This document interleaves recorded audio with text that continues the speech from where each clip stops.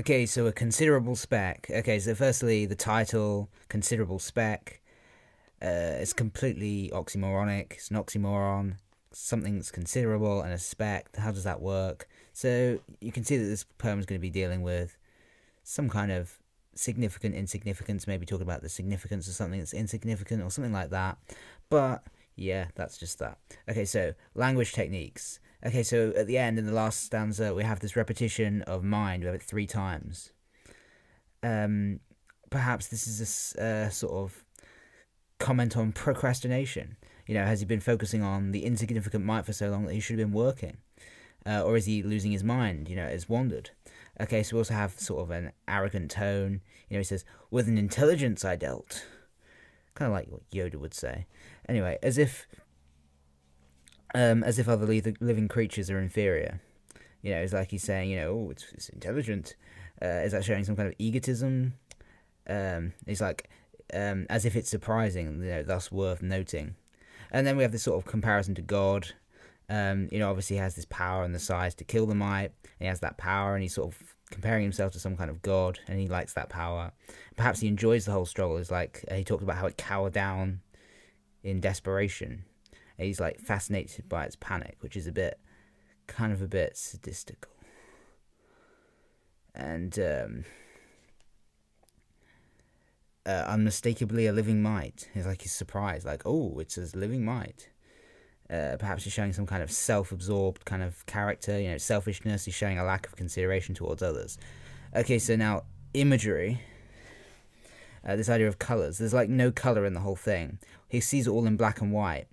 Perhaps that's some kind of reflection on the blindness of humanity, how they just see things in black and white rather than for what they really are. You know, the paper that's white has kind of connotations of purity and innocence. Is that a reflection of this whole situation, innocence and ignorance and inconsiderateness? And then this idea of black, black typically have connotations of evil and corruption, non-conformity. You know, it's like a mistake, you know, something that's contaminated. Perhaps Frost is saying there's something that imperfection is okay.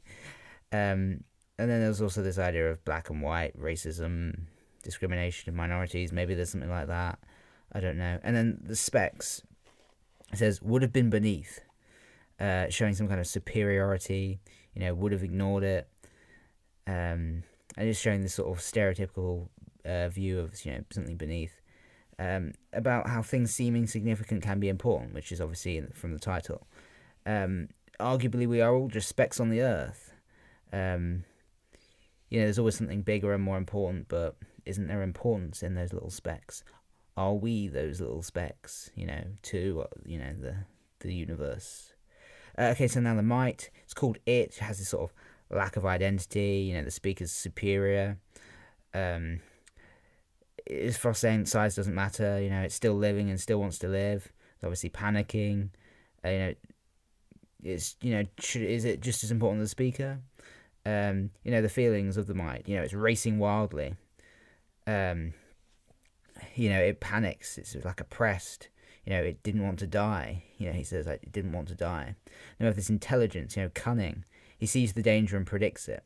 So we have this sort of sentience, and also kind of a sense of, you know, this mite being personified and all that kind of thing, you know, emotions. Yep. Now the structure. Okay, so the punctuation reflects the mite's movement, so you can look through some of that. You know, we've got this drama of, like, you know, it's calm in the beginning, we've got simple sentences, it becomes more erratic later. We've also got enjambment. Enjambment is a typical thing you can talk about that, you know, shows this kind of thing. We have the irregular rhyme scheme. You know, there's some rhyme. But it kind of mimics the irregular, erratic movement of the mite.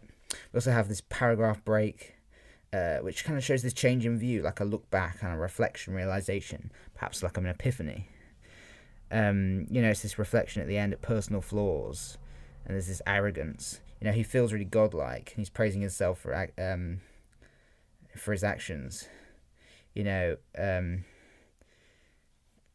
there's this kind of thing, like, you know, it's just a natural thing, but yeah.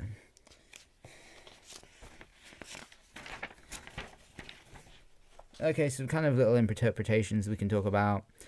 This is the idea of, you know, other people will have killed it, but he considered it as he initially considered it a threat, but and idly poised my pen.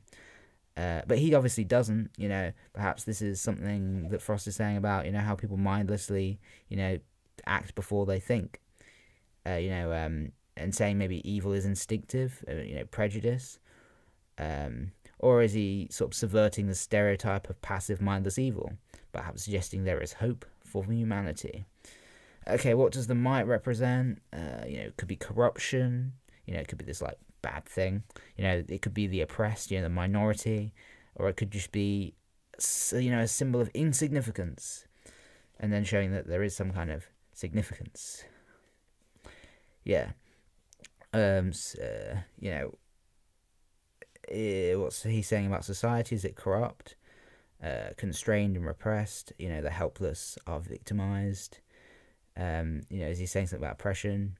There's this idea of collectivism, which I don't fully understand, but I'm going to pretend I do. People are learning, they're defying the conventions of passive evil and injustice, this sort of idea of equality and all that.